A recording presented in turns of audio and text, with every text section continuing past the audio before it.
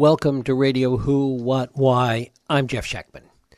Every business attracts a certain type. We've all heard about the brats of Silicon Valley, the egos of neurosurgeons, the violence of football players, the dullness of accountants. Even at the risk of painting with a broad brush, it's fair to say that these are stereotypes based on great truth. It stands to reason, then, that police officers, that those who choose a career in law enforcement, also attract a certain kind of talent. On the surface, there's nothing wrong with this. To protect, to serve, to stand in harm's way or carry a weapon are all unique skills that take a unique kind of individual. The problem is that for so long, so many that have been attracted to law enforcement have embodied aspects of a culture that is either antithetical to or not in the best interests of their job. Few understand this dilemma better than my guest, Norm Stamper. Norm Stamper has been a cop for 34 years, the first 28 in San Diego and the last 6 as police chief of the city of Seattle. He's credited as the architect of the nation's first community policing program. He has a Ph.D. in leadership and human behavior. He served as the founding member of President Clinton's National Advisory Council on the Violence Against Women Act. And it is my pleasure to welcome Chief Norm Stamper here to Radio Who, What, Why. Norm, thanks so much for joining us. Thank you, Jeff. It's good to be back with you. As we look at law enforcement today, has the business of law enforcement attracted certain kinds of individuals? Well, I think it's safe to assume exactly what you said in your introduction, namely that there are certain occupational qualities and characteristics that attract certain kinds of individuals to the work. But for the most part, what we have found in police work is that we get a cross-section. We get people that want to hire on so that they can serve their community, give back to their fellow citizens. We have people that want to work outdoors. We have people that like the security of civil service, a wide variety of motives. But in general, I think in these days, we're hiring pretty much a cross-section of our communities, our society. And then something happens once people are welcomed into the clutches of the cop culture. What happens once people get imbued in that culture? What transforms them? If they're not hyper-vigilant about resisting these temptations, they will become somewhat callous or cynical. They may lose their sense of humor, except around fellow police officers, because you see, only fellow officers can really understand them. The job is difficult. It is demanding, and occasionally, as we reaffirmed last week, terribly dangerous. And I need to qualify that. Policing has not even cracked the top 10 of the most dangerous jobs in the country. But there's something uniquely different about the dangers that a police officer faces versus those who fish for a living or crab for a living or log or build homes or businesses for a living. So what really does happen, I think, is that the culture works its magic. You're going to see things out here, kid, that you've never seen before. Or you're going to want to react with sensitivity and compassion, but that'll get you killed.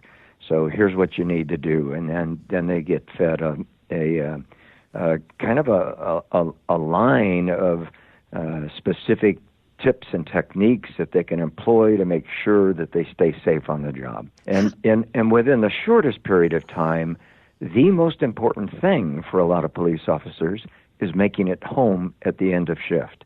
In other words, surviving this shift, tomorrow's shift, surviving for an entire career. And when your preoccupation becomes survival, as opposed to reasonable safety, taking reasonable safety measures and developing a presence about you that will help to minimize conflict and tension and risks, police officers actually wind up becoming more they actually wind up becoming more at risk for the kind of life-threatening attacks that can happen in the business. Peter Drucker, the management consultant, once said about culture that culture eats strategy for lunch. Talk a little bit about that in the context of efforts that have been made in various police departments around the country to kind of tease out this aspect of the culture and why those efforts have been so difficult and, in fact, failed in many cases. Well, I would say failed in most cases, and I love Drucker's quote. I happened upon that some years back and thought, oh my God, he's nailed it. So let's assume for the moment that from on high, the chief's office, the sheriff's office, the mayor's office, we hear ours is a police department that treats all people with dignity and respect. We exhibit sensitivity and empathy and compassion. We are deeply committed to community policing, to developing partnerships with the citizens we serve, and on and on and on. In the locker room or in the front seat of a police car, you have cops saying to themselves and to their fellow officers, expletive deleted, that is hogwash. That's a description of social work. That's not a description of real police work. And so it is the rank and file cops who essentially define policing from city to city. We'll do what it takes to, usually to at least try to stay out of the grease. But we're not going to sacrifice our safety, and I'm not going to have some ivory tower police chief or politician tell me how to do my job. It does seem to be that police officers are really squeezed between two places, as you describe it. One is their antipathy towards management in many cases, what you're saying about their attitude towards administrators and politicians, and on the other hand, a distrust of the community. Those two things playing together really reinforce this culture of we're out there on our own and we have to stick together. Yes, absolutely. Talk a little bit about the phrase community policing. We hear it a lot. It's one of those phrases that arguably is overused today. What does it mean, and how can it be effective? Well, I can tell you what it means from my point of view. If you put 100 cops in a room of mixed ranks and levels of experience, you'll get 100 different answers to that question.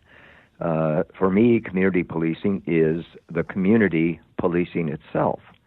In other words, neighborhood by neighborhood, citizens taking responsibility for the health and safety of their street, their neighborhood, with a whole lot of help from their partners in blue or tan or khaki, local police officers, community-based organizations, the schools, those who work at parks and recreation centers. In other words, the community itself, the citizenry, taking responsibility for crime prevention, taking responsibility for building a strong relationship with their local police. We tend to think that it's on the police to build, exclusively on the police to build positive relations with the community. I think that's a mistake. I think citizens need to rise up and say, we demand to be treated with dignity and respect. We'll do everything we can to help you conduct police business and help us in the process. We'll do everything we can to support you and to appreciate and recognize you when you've done well.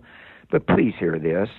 We were not placed here to be your victim, to be demeaned or embarrassed or humiliated. We were placed here to enjoy all of the benefits of a free and democratic society. And as such, please hear this. You belong to us. We don't belong to you. And the police in America do, in fact, belong to the people. I happen to be an advocate of a people's police. So community policing becomes a partnership, the senior partner being the citizenry, and police officers bringing to the partnership their uniforms and their badges, their guns, their automobiles, and a considerable amount of wisdom about what works and doesn't work in certain situations. But they don't bring to the partnership, in my utopian view of community policing, anything that resembles arrogance or superiority, anything that resembles an authoritarian approach to policing a particular police beat. The other aspect that enters into it, even beyond the authoritarian approach, is the prejudice that often comes along with it. Well, I think earlier I said that police departments obviously draw their candidates from communities, from our society. And if our society were completely rid of racism and sexism and homophobia and any other brand of bigotry, we wouldn't have near the problem we have when people in uniform, empowered to protect and serve and required to protect and serve, exhibit racism or any other form of bigotry or discrimination. So we have, and certainly events of last week, the event yesterday, the memorial service for those 5 officers in Dallas, fresh memories of what happened in Minnesota and in Louisiana. All of that sort of reinforces a notion that I think that we're at a crossroads. America's racism, as exhibited by its enforcement arm, by police officers, is on full display at this moment in our history. It makes it as really coming out of that awful week last week. It puts us at a crossroads, and I'm very hopeful that having exposed certain of the problems associated with the culture of policing, that we can make a U-turn. We can, in fact, return to an earlier, friendlier day in the relationship between community and police. Not to over romanticize those earlier days of the old-fashioned beat cop, but to recognize that even when a cop on a beat standing on the street corner or walking down a business district is chatting with people, that racism was alive and well in those days, as were other ills associated with police work, including corruption. And I would also say, Jeff, particularly as a result of dash cam footage of police interactions, citizens' cell phone videos capturing in living color with sound, oftentimes, incidents that, if left to the description of police officers and public information officers and spokespersons, would say, well, that's not really what happened.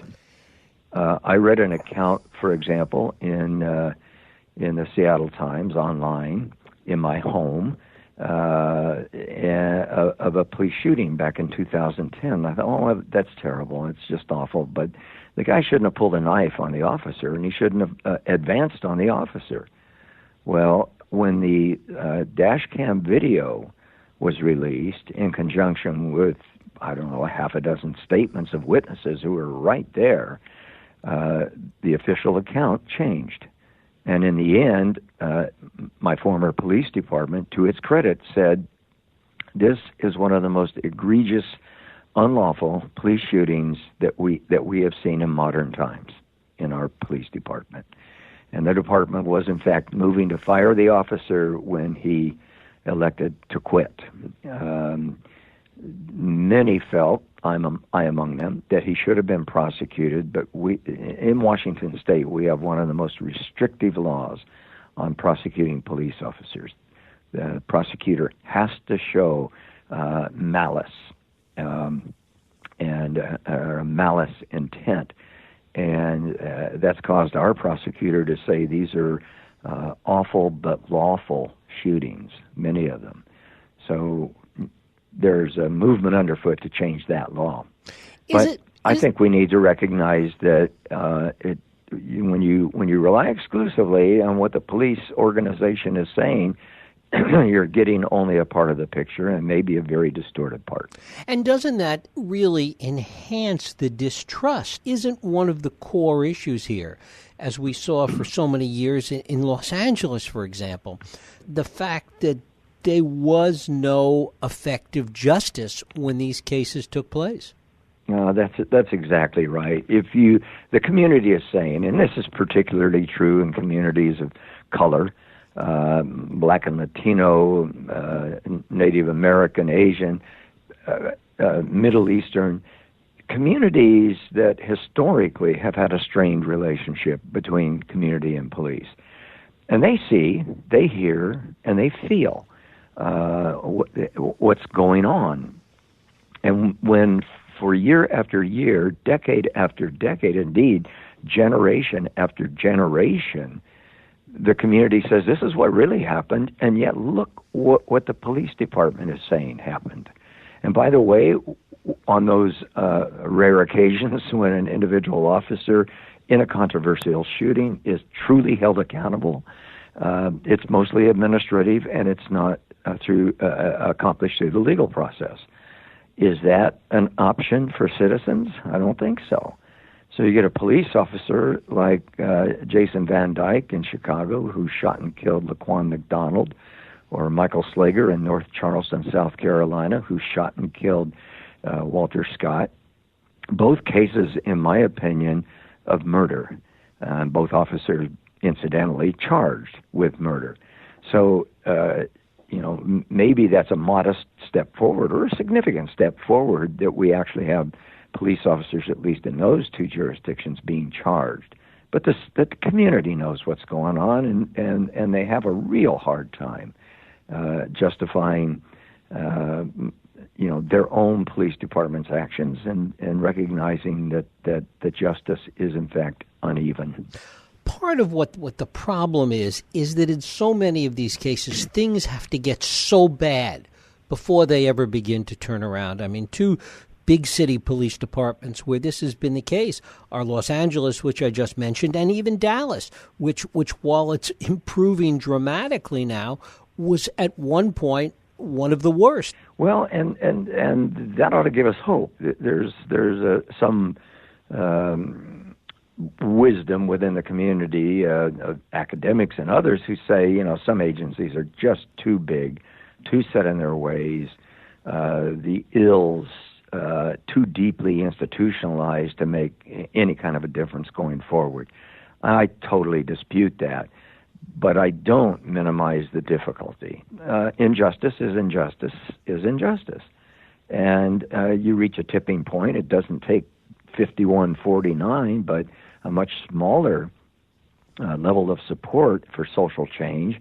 And if the campaign, if the struggle, if the protests, if the efforts are smart and on target, we'll turn it around. And I really do believe we will turn policing around. One of the things that we see going on, particularly with big city police departments and even some smaller cities, is the ever-increasing militarization of police forces and how this is viewed by the public. Talk about that, Norm. Let me defend military-like uniforms, military-like weaponry, military-like vehicles, military-like tactics, but only in a very narrowly defined aspect of police work.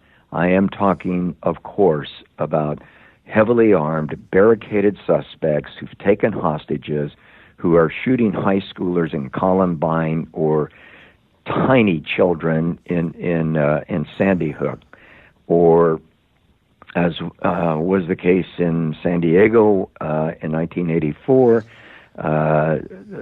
slaughtering moms and dads and kids in a McDonald's.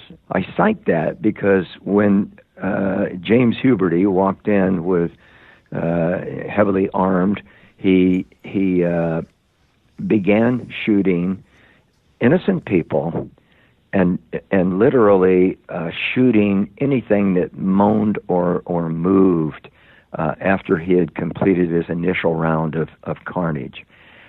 We had pulled a SWAT sharpshooter within distance, but there were innocent people in his view the entire time. In other words, would have been caught in crossfire. And that made it really difficult. He finally did get the shot. He took it and ended the carnage. But what if we had had an armored personnel carrier that we could have driven up to the door or even through the door of the McDonald's and ended that bloodbath earlier? We can talk forever about the altogether too readily available lethal weaponry that our population has access to. This guy had an arsenal, and this guy was using it. And it would have been nice had he not been able to get a hold of those weapons, but he got a hold of them. And tomorrow the same thing could happen just about anywhere, as we learned from the experience a few weeks back in Orlando. So we have to be prepared for that. By we, I mean the police. And a community that criticizes sort of the military look and the military mentality without recognizing those relatively few and far between instances where that stuff is necessary, I think is cheating themselves as a community as well as helping to create problems for their police. Having said that, I could not agree more, and I write extensively about it, that police officers should not look like soldiers, should not act like soldiers. Soldiers follow orders for a living. Police officers, beat cops, detectives, traffic officers make decisions for a living. Awesome decisions. I mean, awesomely important and sensitive decisions. Peace and freedom decisions. Life and death decisions. And our police officers need to recognize that they are not soldiers. And if we trot out an MRAP, a mine-resistant, ambush-protected vehicle to deal with protesters in Ferguson with a uniformed police officer sitting high atop that piece of military machinery and aiming or at least leveling a sniper rifle at nonviolent protesters, we've basically lost it at that moment. We're no longer a part of that community. We are above that community. We are prepared to wage war against that community.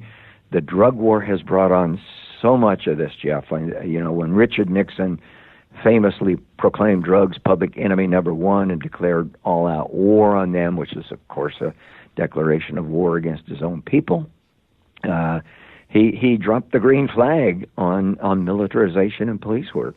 And we've seen it over and over and over again. These early morning, oftentimes pre-dawn drug raids, sometimes hitting the wrong house, sometimes shooting innocent people or family pets, sometimes officers themselves getting shot. It's become, in many instances, nothing more or less than a war zone. And we can't have police officers functioning as an occupational force. Only on those relatively rare occasions that you need that military-like presence and tactics should those appearance and tactics be employed. But, of course, as you've seen in your own experience in Seattle, sometimes simply because you have all that equipment, there is the temptation to use it. Absolutely. Some people call it the boys with toys phenomenon. We've got all this military equipment. We need to use it. Well, let's see. The federal government has a program, 1033 program, where it allocates surplus military equipment and weaponry to local law enforcement. And it doesn't really cost you anything. You fill out a grant application, you submit it, and you start collecting the materiel. What are you going to do? You could do what some departments have done, particularly smaller departments, park it next door to the police facility or across the street and let it rust, because you're probably not in those smaller communities going to have a need for it. And so there's this temptation to trot it out and use it among many police departments. And I won't repeat myself, but there is a time and a place, and most times and most places it represents something other than the right time and place. So police officers who are part of an urban-centered police agency with a carefully selected cadre of SWAT officers who've been very, very rigorously and carefully trained, and who recognize the limits of their authority, who recognize the limits of their tools, and who apply them and use them properly, are an extraordinary resource to a local community. But they're disciplined, and they're self-disciplined, and they're disciplined through team efforts as well. And they'll do a community proud. They'll end the threat of somebody like the suspect last week in Dallas. But absent that, it's just crazy making to me to see police officers looking more like soldiers and going out and policing a beat.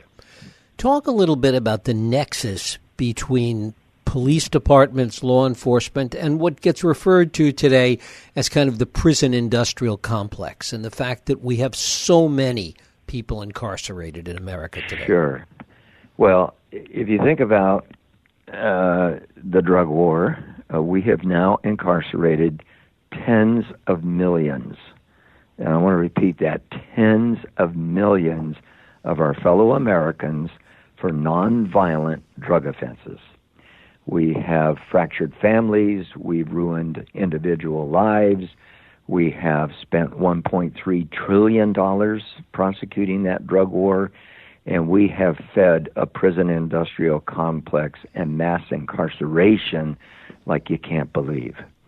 And what do we have to show for it? Drugs are more readily available today at lower prices and higher levels of potency than ever before.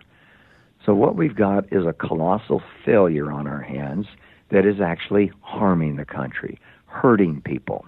We take a look at what the police have done in the name of the people and at the behest of the people. Remember, that war was declared by a president, and it's been signed on to by every successive president since. And the people have willingly or otherwise paid a large portion of their taxes to wage this war against their own people.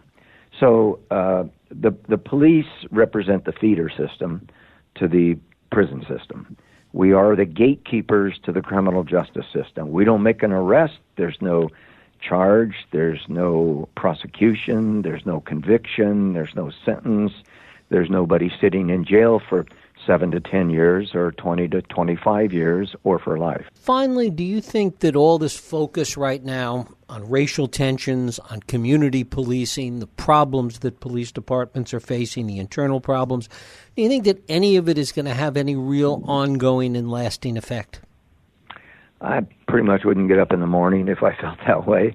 I truly do believe that justice is on the horizon, that we will, in fact, make the kind of really profound systemic changes necessary to dramatically improve policing in this country, and that we will, in fact, create much more harmonious relationships, indeed authentic partnerships with our communities, if we will commit to 2 or 3 basic strategies. One is to redefine community policing so the citizens are intimately involved in all aspects of police operations. They're sitting in on hiring interviews with a vote. They are overseeing alleged police misconduct cases. They are on shooting review boards for internal officer-involved shootings. They are teaching at the academy, and they are generally present in the life of the precinct, in the life of the headquarters building. Citizens who may be paid a stipend for their expenses, something I support, but are otherwise volunteering their time and their energy and their imagination to the cause of public safety, to the cause of this partnership. So for me, community policing is not cosmetic. It's not PR. It's a much more substantive, joint problem solving, co-policing protests, for example, co-planning, co-preparing for them. And the other big step that I think we must take is that with 18,000 law enforcement agencies in this country and only one constitution that binds them all to a certain set of behaviors, we're seeing pretty systemic violations of people's civil liberties, of their constitutional guarantees, stop and frisk, laws of arrest, search and seizure, and certainly use of force, including lethal force. All of that is governed by the Constitution, by key measures of our Bill of Rights. And I think it's time for us to set standards for the exercise of law enforcement responsibilities against the backdrop of that Constitution. I think people would be shocked at the degree to which policing, one of the most demanding and dangerous and delicate jobs, is unsupervised, essentially unsupervised in this country.